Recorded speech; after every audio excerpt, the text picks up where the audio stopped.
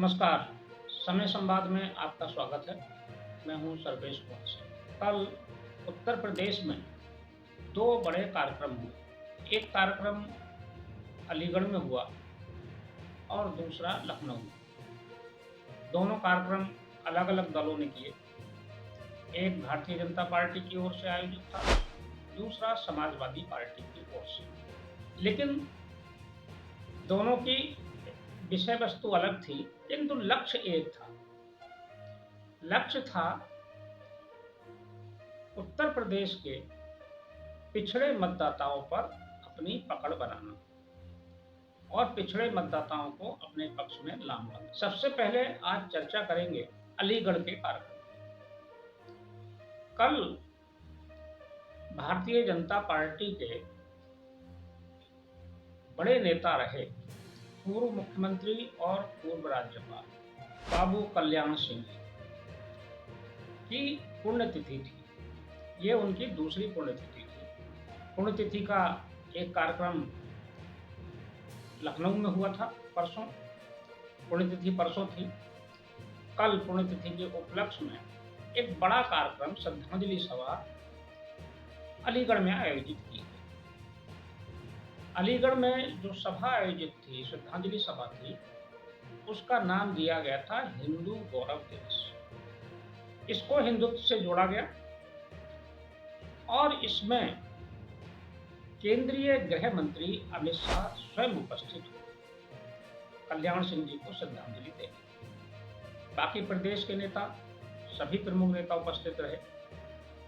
मुख्यमंत्री योगी आदित्यनाथ, उत्तर प्रदेश के दोनों उप मुख्यमंत्री ब्रजेश पाठक और केशव प्रसाद मौर्य, भारतीय जनता पार्टी के प्रदेश अध्यक्ष भूपेंद्र चौधरी, पूर्व अध्यक्ष और कैबिनेट मंत्री स्वतंत्र देव सिंह समेत अनेक नेता उपस्थित थे। यहाँ कल्याण सिंह जी को श्रद्धांजलि दी गई और जो अमित शाह ने भाषण दिया उसमें उन्होंने भविष्य की रूपरेखा भी स्पष्ट की।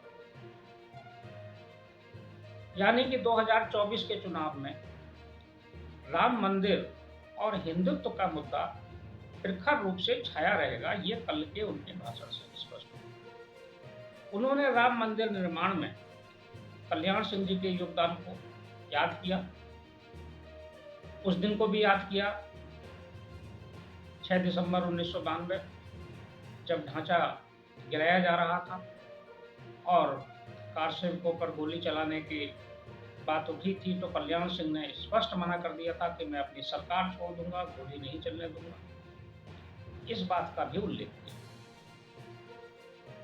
और उनके राम मंदिर आंदोलन की प्रतिबद्धता को याद किया। जैसा कि हम सभी जानते हैं, कल्याण सिंह जी पिछड़ी जाति से आते थे। उनका एक लंबा राजनीतिक इतिहास रहा, राजनीतिक अतीत रहा।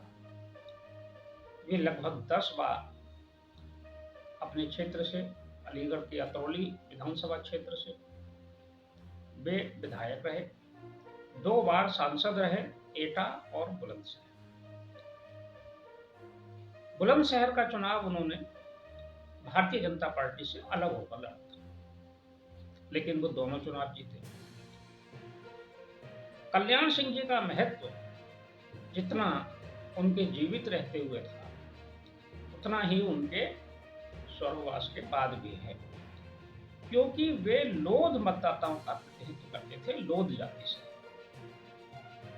यही वजह है कि कल भारतीय जनता पार्टी ने सभी बड़े नेताओं का जुटान अलीगढ़ में किया, क्योंकि अलीगढ़ और उसके आसपास का एक बहुत बड़ा क्षेत्र, यानी कि कहा जाए तो ब्रज का आधा ब्रज और अवध का आधा हिस्सा और उधर कानपुर क्षेत्र, यहाँ लोध जाति का बहुतायत है।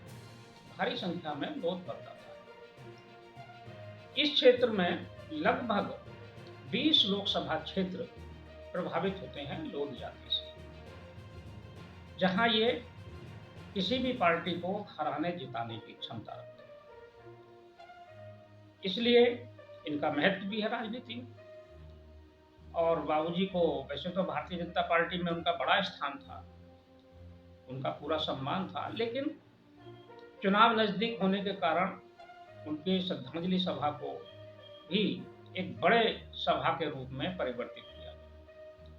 और अमित शाह जी का जो भाषण था वो बिल्कुल श्रद्धांजलि तो थी, लेकिन एक चुनावी भाषण जैसा।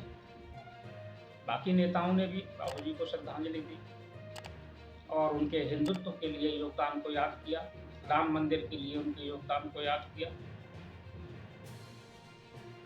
कल्याण सिंह का जो महत्व था और उनकी जो जाति का महत्व है, इसको इस बात से भी समझा जा सकता है। बीजेपी जो कर रही है बहुत सतर्कता के साथ, वो अपनी रणनीति के अनुसार ठीक ही कर रही है, क्योंकि बीजेपी देख चुकी है कि जब कल्याण सिंह भारतीय जनता पार्टी से अलग हुए थे और उन्होंने एक नया दल बनाया था, तब वे 2004 का चुनाव भारतीय जनता पार्टी से अलग होकर लड़े।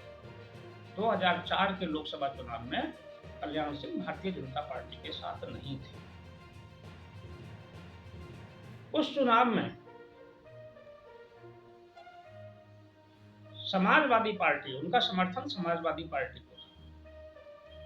समाजवादी पार्टी ने अपने जो संसदीय इतिहास है लोकसभा का, उसमें सर्वाधिक श्रेष्ठ प्रदर्शन किया था। अभी तक मिली सबसे ज्यादा सीटें 2004 के चुनाव में ही समाजवादी पार्टी को मिली थी। उसको 35 सीटें मिली। ये एक बहुत बड़ी उपलब्धि थी। 2004 के लोकसभा चुनाव में मुलायम सिंह यादव की पार्टी 35 सीटों पर जीती। यही वजह है कि 2004 के चुनाव में प्रधानमंत्री के निर्णय के समय समाजवादी पार्टी की बात को भी प्रमुखता से स्थान दिया गया था। उनकी राय महत्वपूर्ण हो गई थी। इसलिए भारतीय जनता पार्टी जानती है कि लोध समुदाय का, जो कि पिछड़ी जाति में शामिल है, उसका कितना महत्व। इसलिए कल भारतीय जनता पार्टी ने एक बड़ा आयोजन करके कल्याण सिंह को श्रद्धांजलि दी और भविष्य की राजनीतिक दिशा तय करने में भी सफलता हासिल की। इसमें कोई दो राय नहीं कि लोध समुदाय आज, क्योंकि कल्याण सिंह वापस आ गए थे भारतीय जनता पार्टी में, फिर राजस्थान के गवर्नर बने थे। उनके बेटे राजवीर सिंह भी सांसद हैं, उनका पौत्र संदीप सिंह उत्तर प्रदेश सरकार में मंत्री हैं। तो भारतीय जनता पार्टी के साथ है वोट, और इसका एक बड़ा लाभ 2024 के चुनाव में भारतीय जनता पार्टी को मिलेगा निश्चित रूप से। समय संवाद में आज बस इतना ही। कल फिर मिलेंगे किसी एक खास विषय के साथ। तब तक के लिए मैं सतीश कुमार सिंह आपसे विदा लेता हूँ। नमस्कार।